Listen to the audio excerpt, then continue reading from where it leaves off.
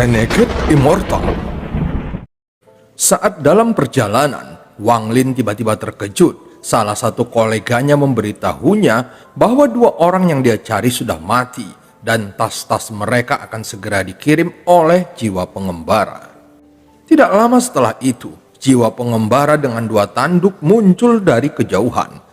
Zhou Zhihong dan dua lainnya pada awalnya tidak khawatir, tetapi ketika jiwa pengembara semakin dekat, mereka langsung mengalihkan pandangannya ke arah Wang Lin. Saat berikutnya, jiwa pengembara berhenti di depan mereka. Dia segera mengguncang tubuhnya dan melemparkan 3 tas ke tangan Wang Lin. Setelah jiwa pengembara melakukan semua ini, dia dengan cepat berbalik dan pergi.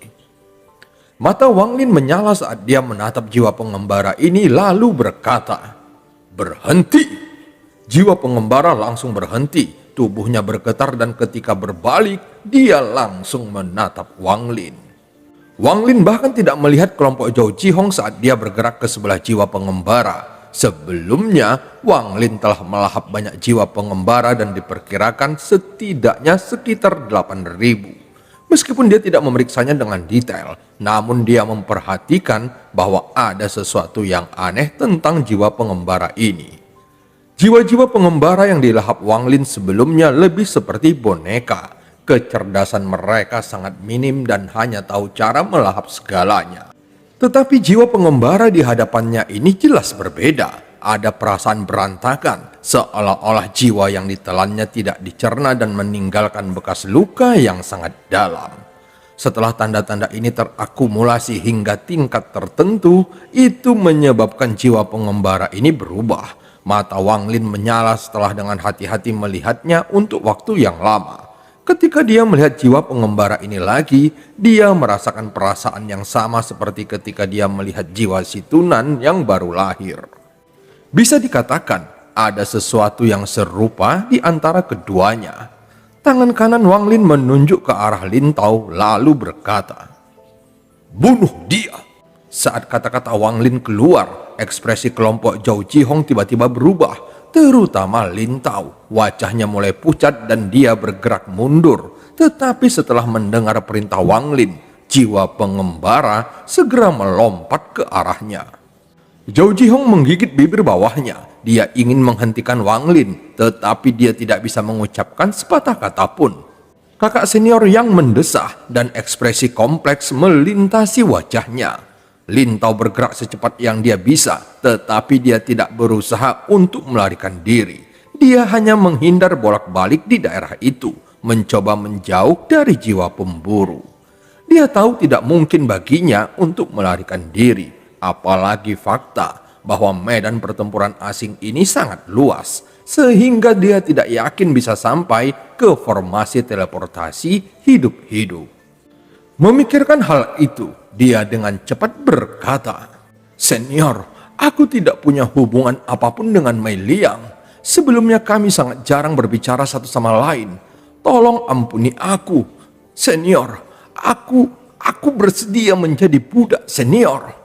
Lin Tao dengan cemas berkata ketika jiwa pengembara mendekatinya. Wang Lin samar-samar tersenyum. Dia melambaikan tangannya dan jiwa pengembara segera berhenti.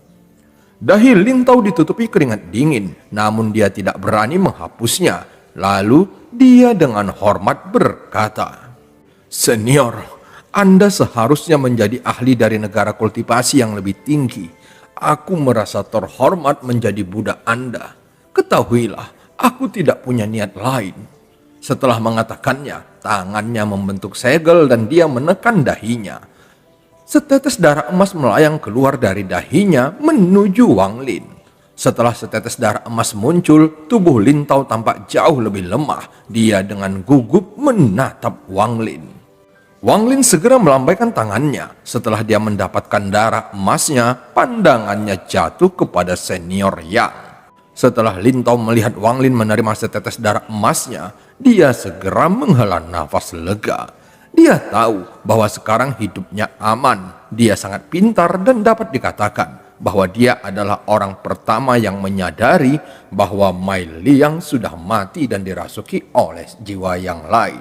Tetapi dia tidak berani menyebutkannya kepada dua orang lainnya. Lin Tao juga tahu bahwa mengikuti Wang Lin adalah satu-satunya cara untuk bertahan hidup. Bahkan jika saat ini Wang Lin tidak membunuhnya, namun jika di saat sendirian dia diserang jiwa pemburu lainnya, maka dia pasti akan mati. Jadi ini adalah keputusan yang tidak perlu dia pikirkan sama sekali. Disinilah Lin Tao menunjukkan kepintarannya. Dia bersedia menjadi budak Wang Lin tanpa ragu-ragu dan bahkan memberikan setetes esensi darah jiwanya. Setelah Wang Lin mendapatkan esensi darah jiwa Lin Tao, dia bisa membunuhnya kapan saja hanya dengan pikirannya. Namun sepertinya hal itu tidak perlu dilakukan Wang Lin. Bagaimanapun dia membutuhkan seorang pelayan. Lin Tao dengan cepat pindah ke sisi Wang Lin. Dia kemudian mengarahkan pedangnya pada dua lainnya tanpa ragu-ragu. Karena dia sudah tahu bahwa dia adalah seorang budak, maka dia harus melakukan apa yang perlu dilakukan. Bahkan jika itu hanya untuk pertunjukan, dia tetap harus melakukannya. Pria yang bernama Yang tersenyum masam. Tanpa kata, dia menampar dahinya dan setetes esensi darah jiwanya terbang ke arah Wang Lin. Dia tidak lebih lambat dari Lin Tao dalam berspekulasi, dan dia telah menyadari keanehan sikap Mai Liang. Dia sebenarnya sangat gugup, namun dia harus cepat menentukan pilihan dan memutuskan untuk menjadi budak Wang Lin. Dibandingkan dengan hidup dan mati, tidak ada artinya kesombongan. Dia juga berpikir bahwa orang ini jelas seorang kultivator dari negara kultivasi yang lebih tinggi dan cukup kuat sehingga membuat makhluk misterius ini ketakutan. Jika dia mengikutinya, dia mungkin memiliki peluang yang lebih baik di masa depan. Setelah mengirimkan setetes esensi darah jiwa, dia memandang adik juniornya Zhou Jihong dengan tampilan yang kompleks dan berkata, "Saudari junior, kamu?" Zhou Jihong melambaikan tangannya. Dia memandang Wang Lin sambil menggigit bibir bawahnya dan bertanya, "Senior, ketika Anda memiliki tubuh itu, apakah Mai Liang hidup atau mati?" Setelah mengatakannya, tatapannya menjadi lebih tenang. Sebelumnya dia ingin mengajukan pertanyaan ini ketika dia menyadari ada sesuatu yang salah dengan Mai Liang. Wang Lin menatapnya lalu berkata, "Mati." Zhou Jihong menghela napas lega. Tidak masalah jika apa yang dikatakan Wang Lin itu benar atau salah. Dia tidak ingin terus bertanya. Secara intuitif, dia berpikir bahwa Wang Lin tidak mungkin berbohong. Mereka bertiga bahkan bukan semut di mata orang ini. Jadi buat apa dia harus berbohong kepada mereka? Jadi, tanpa sepatah kata lagi, dia segera mengirimkan setetes esensi darah jiwanya. 3 tetes darah emas muncul di hadapan Wang Lin. Dia membuka mulutnya lalu menghisapnya, dan terlihat 3 bintik cahaya muncul di dalam jiwanya. Sebenarnya, Wang Lin tidak berusaha menyembunyikan apapun selama ini. Siapapun yang mengenal Mai Liang sebelumnya akan menyadari bahwa ada sesuatu yang salah tentang dirinya. Menambahkan fakta bahwa jiwa-jiwa pengembara takut padanya, siapapun akan dapat menebak bahwa ada sesuatu yang salah. Wang Lin tidak ingin membunuh mereka, tetapi jika mereka bertiga tidak pintar, maka dia tidak punya pilihan lain. Fakta bahwa dia memiliki tubuh ini adalah sesuatu yang tidak bisa diketahui orang lain, apalagi setelah dia meninggalkan medan pertempuran asing. Lagi pula, 50 tahun adalah waktu yang cukup untuk membuat kepribadian seseorang berubah. Setelah Zhou Jihong, Yang Xiong, dan Lin Tao menjadi budak Wang Lin, mereka segera santai dan berdiri di belakang Wang Lin. Zhou Jihong menatap Wang Lin dengan ekspresi yang kompleks. Dia tahu bahwa Mai Liang sangat menarik. Setelah kembali ke sekte, dia pasti akan dicari oleh banyak murid lain. Tetapi dia yakin bahwa dia akan menolak mereka semua. Zhou Jihong bersumpah bahwa sebelum dia mencapai tahap formasi inti, dia tidak akan membentuk pasangan kultivasi. Tapi sekarang dia adalah budak seseorang. Jika tuannya bertanya, maka dia tidak bisa menolaknya. Memikirkan hal itu menyebabkan hatinya menjadi sangat kacau. Dia tidak tahu bahwa Wang Lin sama sekali tidak tertarik padanya. Setelah mengumpulkan 3 tetes esensi darah jiwa, Wang Lin menatap lagi ke arah jiwa pengembara. dia menggosok dagunya dan mengirim pesan ke 3 koleganya. Aku ingin jiwa pengembara ini. Ketiga koleganya terdiam sejenak dan kemudian berkata, pemakan jiwa yang baru lahir, ada satu hal yang tidak kamu mengerti. Sekali kamu terlahir sebagai jiwa, kamu tidak bisa meninggalkan tempat ini. Jiwa pengembara juga merupakan jenis jiwa.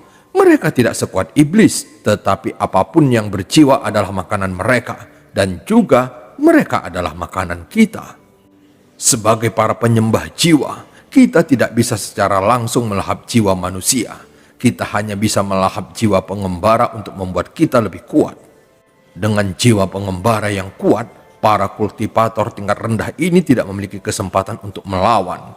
Bahkan jika kultivator yang lebih tinggi tidak takut melawannya, maka selama ada cukup jiwa pengembara, hasilnya adalah sama.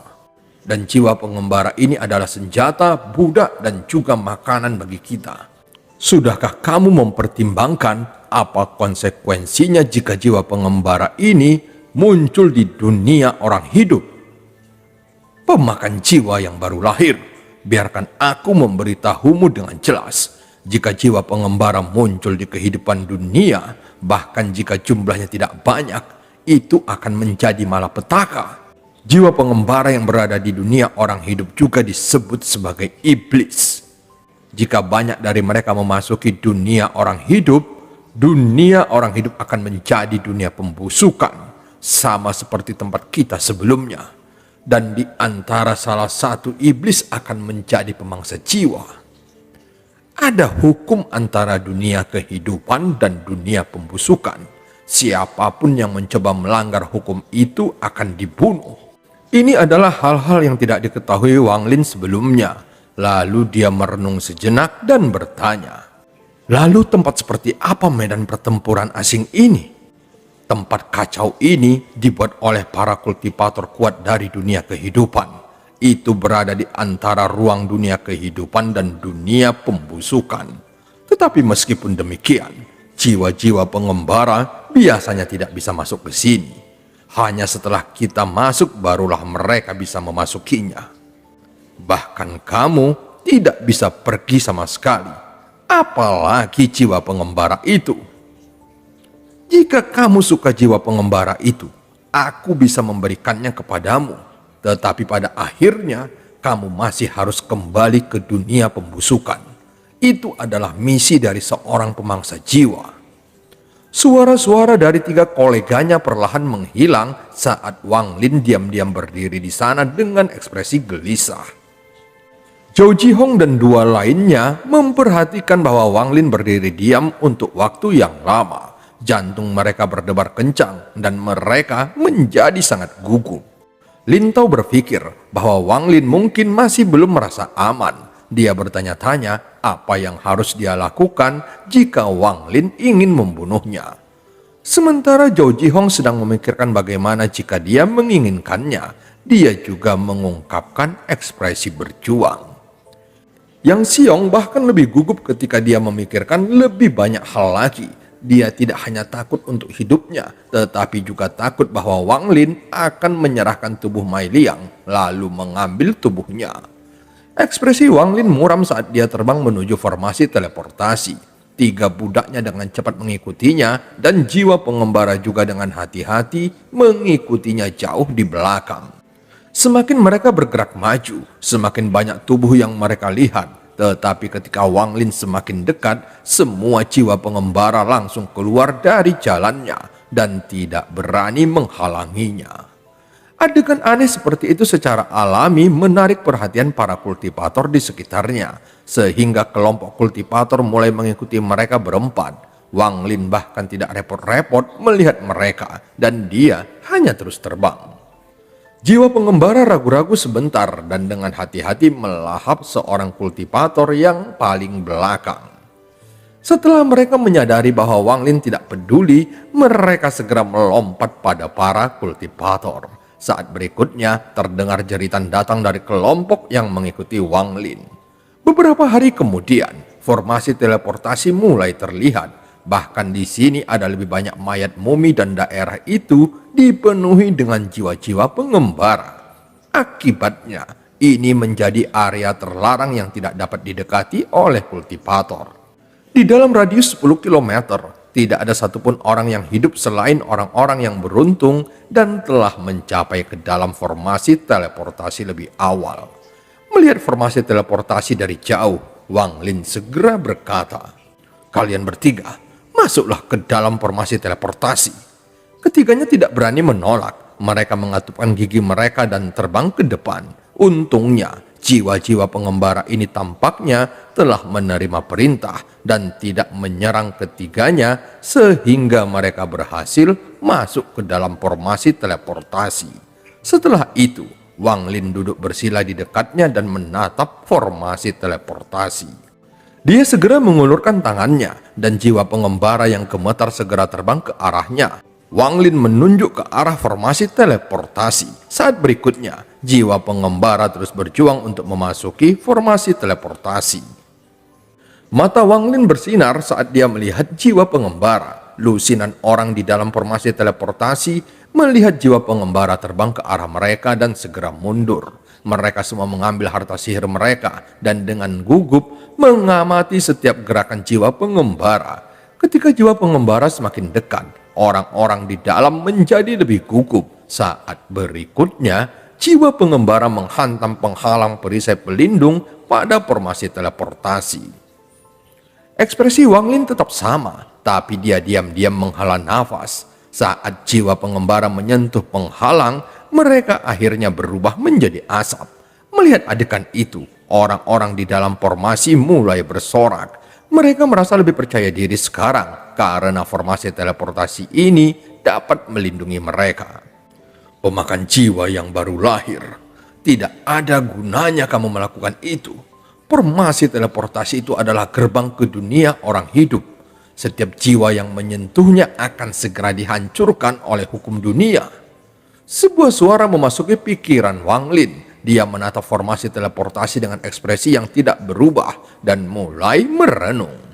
Setelah waktu yang lama, matanya terlihat bersinar. Dia menunjuk ke udara beberapa kali dan lebih dari 10 jiwa pengembara terbang ke arahnya.